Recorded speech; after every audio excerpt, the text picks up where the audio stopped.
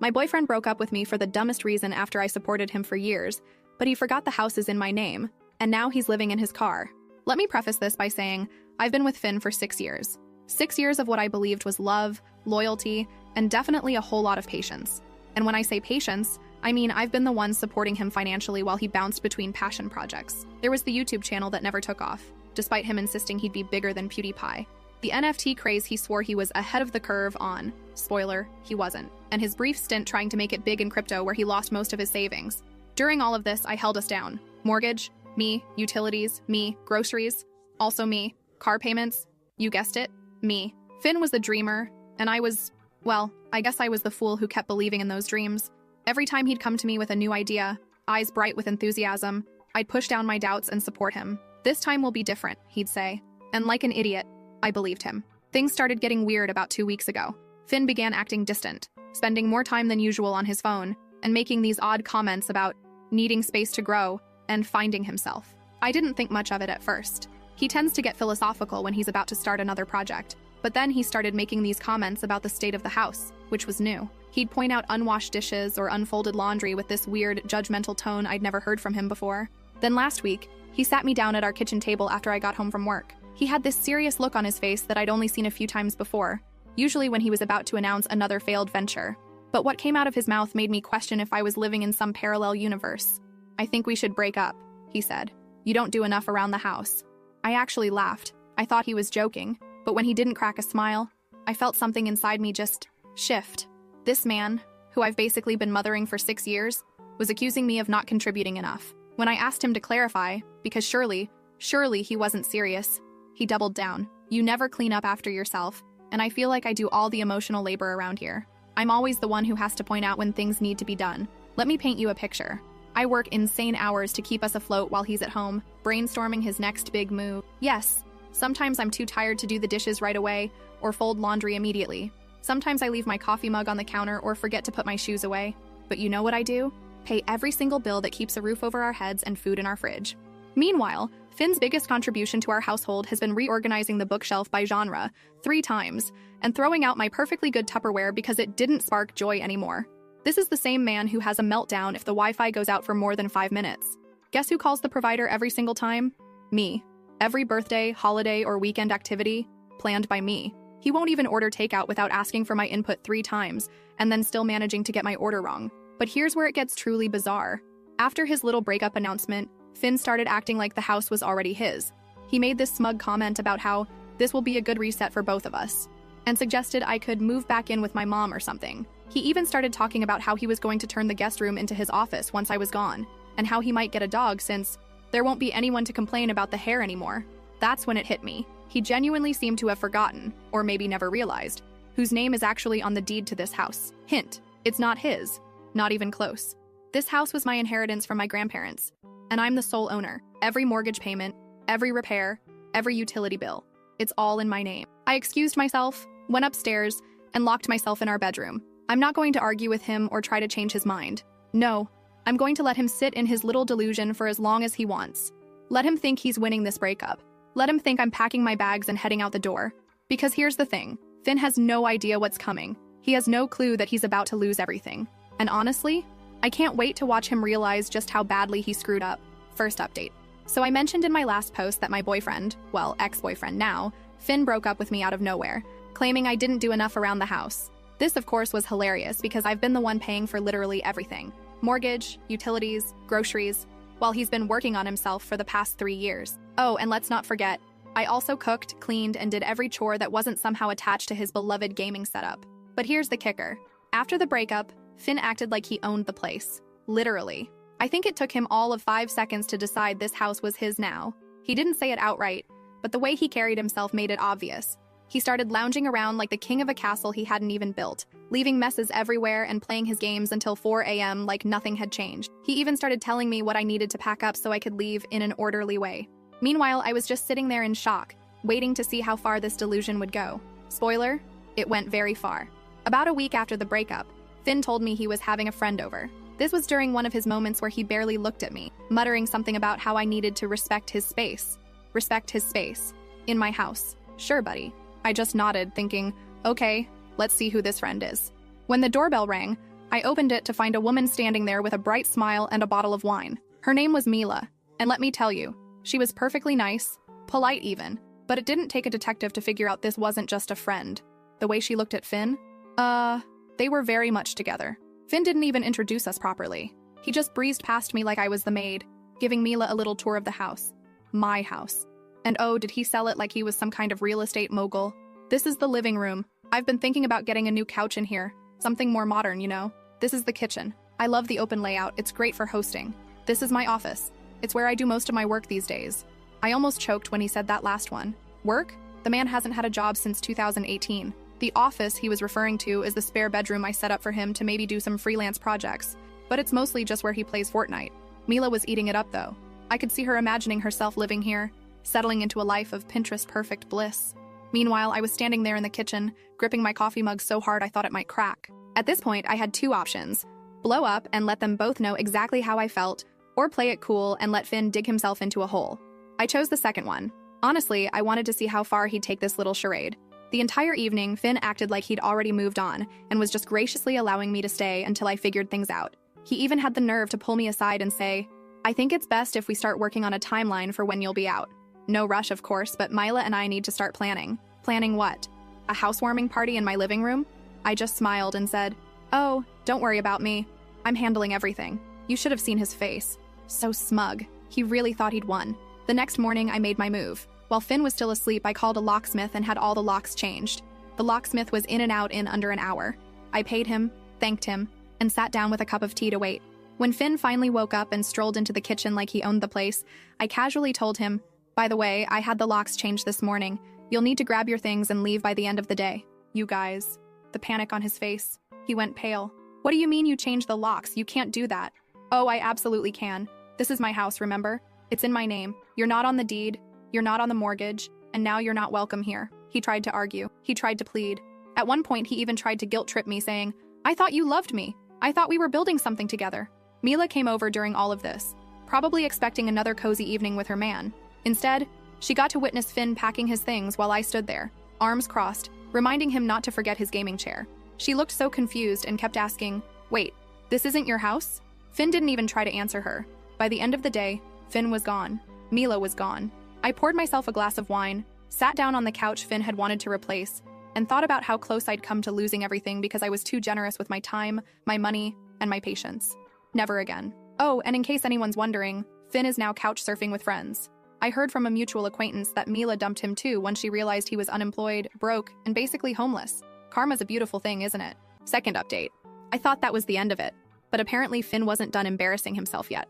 A few days after Finn left, I got a call from our mutual friend Caleb who wanted to check in. I could tell from his voice that he was fishing for something, so I asked him outright, "Did Finn send you?"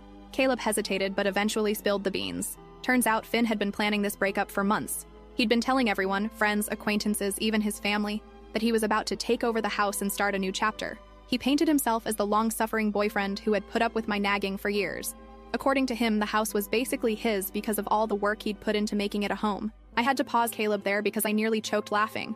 What work? The man barely did his own laundry, let alone anything to maintain the house. I asked Caleb if Finn ever mentioned the small detail about the house being in my name. He said you'd probably just leave when he asked, and if you didn't, he'd figure it out. Oh, Finn. Sweet, delusional Finn. Apparently, Finn was so confident that I'd roll over and give him the house that he threw himself a little victory lap before the breakup. He told people he was finally free to focus on his life, and even made plans to host a housewarming party. Again, in my house. The audacity. Caleb also told me something that really pissed me off. Finn had been downplaying everything I did for him. He told people I was barely paying the bills, and that he was the one holding it all together. This was the guy who didn't even know how much the mortgage was every month. The lies were just so bold and bizarre that I couldn't help but laugh. I thanked Caleb for the info and started thinking about how I could wrap this up in a way that Finn would never forget. At first, I thought about just letting it go. Finn was gone, the house was mine, and I could finally move on. But then I remembered all the crap he put me through. Years of emotional manipulation, financial freeloading, and now this ridiculous smear campaign. No, I wasn't going to let it slide. I decided to hit Finn where it hurt most, his ego. First, I sent a polite but firm group message to our mutual friends clarifying a few things. The house was in my name, 100%. Finn never paid a dime toward the mortgage or bills. Any claims that he built our life together were outright lies. I kept it factual and unemotional. but I made sure to include screenshots of our old lease agreements and utility bills with my name on them.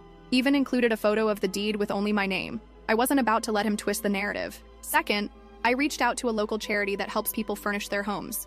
I donated all of Finn's leftover junk, his old desk, a couch he never sat on, and even the gaming chair he left behind in his rush to leave. They were thrilled to take it, and I was thrilled to see it go.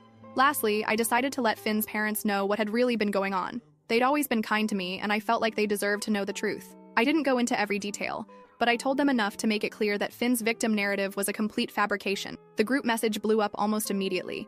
Most people were shocked but supportive, saying they had no idea Finn was spinning such a ridiculous story. A few of his closer friends tried to defend him, saying he was going through a lot, but I shut that down quickly. We all go through things, I said, but that doesn't give you the right to lie and steal. Finn, of course, found out about the message and called me furious. He accused me of ruining his life and said I had no right to air our dirty laundry. I told him calmly that he'd been doing that himself for months. I just corrected the record. Then I hung up and blocked him. As for his parents, they were horrified. They apologized profusely and said they had no idea Finn had been treating me so poorly. His mom even offered to pay me back for some of the bills he racked up, but I declined. I wasn't interested in money. I just wanted them to know the truth. The real cherry on top came a few weeks later when I ran into Mila at a coffee shop. She approached me, clearly embarrassed, and apologized for getting involved. She said Finn had lied to her about everything, including how the house situation was mutual. Then she told me the funniest thing I've heard all year. Finn was living in his car. Apparently, none of his friends wanted to take him in after learning the truth, and his parents weren't interested in bailing him out either. He'd burned too many bridges, and now he was reaping the consequences. I don't wish homelessness on anyone, but in this case, I can't say I feel too bad. He made his bed, or in this case, his back seat, and now he has to lie in it. Third update. So remember how I mentioned Finn wasn't done trying to get his house back? Well, grab your popcorn because this story just got even more ridiculous. Last week, I was having lunch with my sister Nora when she started acting weird. She kept checking her phone and giving me these strange looks, like she wanted to tell me something but couldn't figure out how. Finally, I just asked her what was up. "Don't be mad," she started, which is never a good sign. But Finn reached out to me last week. I nearly spat out my drink. What? Turns out, Finn has been going around telling everyone who'll listen that we had some sort of verbal agreement about the house. According to him, we were practically married. We weren't. And he'd contributed significantly to the household. He hadn't. But here's the real kicker. He asked Nora for money, not just a little money either. He wanted enough to get back on his feet and fight for what's rightfully his. And she gave it to him. Before you grab your pitchforks, let me explain. Nora and I have always been close, and she's usually the smartest person I know. But Finn apparently fed her this sob story about how he'd invested everything in our relationship and was now homeless because of me. He even showed her screenshots of some bills he'd paid years ago, conveniently leaving out the fact that he'd paid them with my money. I felt bad for him, Nora admitted, looking guilty. He was living in his car, and he seemed so sure about everything. He said he just needed enough to get started again. I sat there trying to process this betrayal. "How much did you give him?" $2,000, she mumbled into her coffee. $2,000. I was about to lose it, but then Nora pulled out her phone and showed me their text conversation. As I read through it, I realized something. My sister might be smarter than I thought.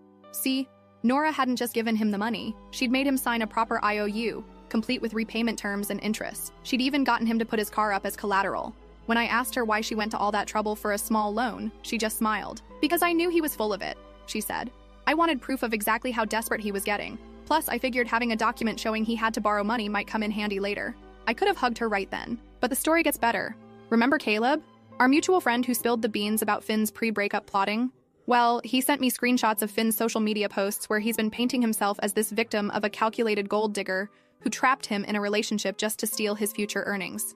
Yes, you read that right.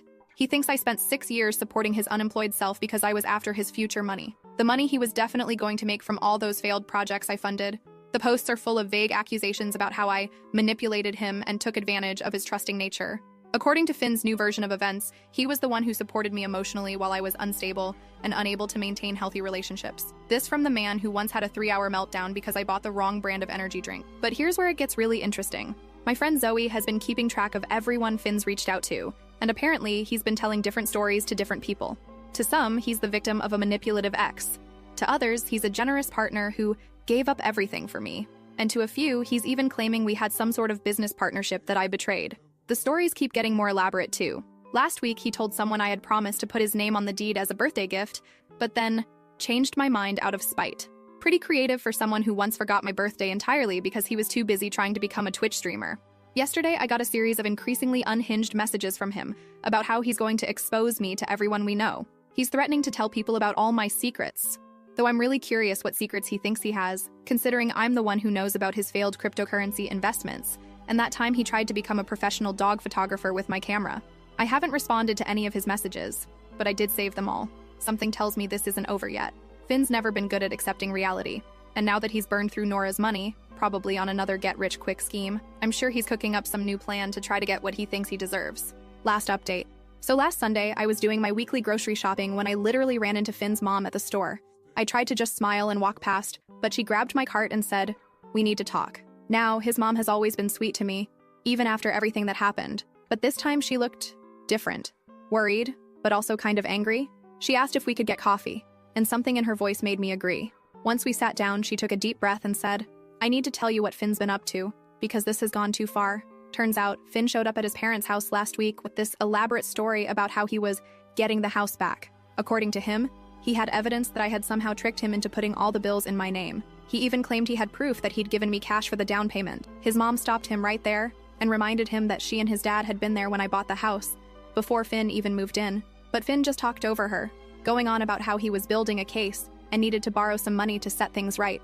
When his parents refused to give him money, he completely lost it. Started throwing around accusations about how they never supported his dreams and were choosing my side over their own son. His mom looked so tired as she told me this. "He's not the boy I raised," she said. "I don't know what happened to him." But here's where it gets really interesting. She started telling me about all these things Finn had done that I never knew about, like how he'd been telling his younger sister that he bought me out of the house months ago, and that's why he needed to borrow money from her, to renovate his property. His sister, being 19 and trusting her big brother, gave him her savings. Or how he'd been going around to all their relatives telling different versions of the story to whoever would listen. To some, he claimed we were secretly married. To others, he said I had promised him the house in exchange for sweat equity. His words, not mine. He even told his grandmother that I was holding his gaming equipment hostage, the same equipment I donated to charity months ago. His mom pulled out her phone and showed me screenshots of a GoFundMe page he'd made. The title, "Help Local Man Reclaim His Home from Manipulative Ex." I almost choked on my coffee. The page was full of completely made-up stories about how he'd invested his life savings into the house, what savings, and how I had manipulated the paperwork to cut him out. He even posted pictures of my house, claiming he'd done all these renovations himself. The only renovation Finn ever did was rearranging the furniture when he was procrastinating on job applications. But the craziest part? People were actually donating. Not a lot, but enough that Finn thought his plan was working. He'd raised about $800 before his mom reported the page and got it taken down. "I had to do something," she said. "He needs to face reality." She told me Finn had been sleeping in his car in their driveway for the past week, refusing to come inside unless they supported his cause. Every morning, he'd leave claiming he had meetings about getting the house back. Every evening, he'd return with some new story about his progress. His mom had finally had enough when she overheard him on the phone trying to convince Mila, remember her, to be a character witness about how the house was really his. Mila, to her credit, had apparently laughed and hung up on him. "I'm not telling you this to get sympathy for him," his mom said. "I'm telling you because I want you to be prepared. He's not going to stop until he has no choice." She then did something that surprised me. She handed me a small photo album. Inside were pictures of Finn from the past few years. Pictures of him at family events, holidays, casual moments. In every single one, he was on his phone or laptop, supposedly working on his next big thing, while everyone else was actually living their lives. "I should have seen it sooner," she said. "How he used people. How he always had an angle. I enabled him for too long, and I'm sorry you got caught up in it." I tried to give the album back, but she shook her head. "Keep it. Maybe someday he'll want to see the person he used to be. But for now, I need to do what I should have done years ago." She told me she and Finn's dad had made a decision. They're changing their locks and cutting off his access to their Wi-Fi. No more sleeping in their driveway. No more enabling his delusions. They've arranged for him to stay with his uncle in another state, who's offered him a real job. No computers, no schemes, just honest work. He either takes the offer and gets his life together, or he figures it out on his own. But we're done watching him try to tear down other people's lives because he refuses to build his own. As we were leaving, she hugged me and whispered, "Thank you for showing him there are consequences. I just wish he'd learn from them." I watched her walk away and felt this weird mix of emotions. Relief that his own family finally sees him for who he is. Sadness for the person he could have been.